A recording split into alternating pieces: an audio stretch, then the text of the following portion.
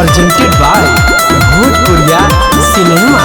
होत नइखे अब पिया सवार हमके अब बेसी चाही हो।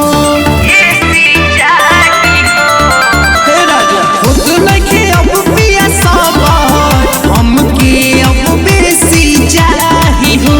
हे राजा हो उलझ ना अब के हमके एसी चाही हो। ले आदि उलझ ना अब के हमके एसी चाही हो। एसी एसी एसी चाही हो।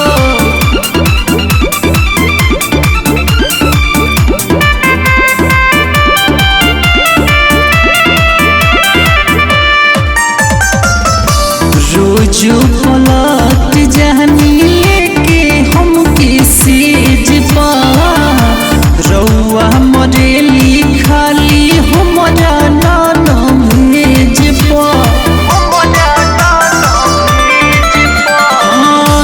रोज पलट जाली लेके हमके सेज पा रउआ मरेली खाली हमरा नान भेज पा।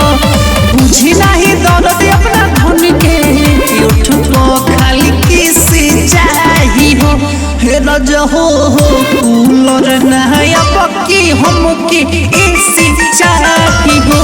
ले आदि कूलर नहीं हमके अब की एसी चाही हो।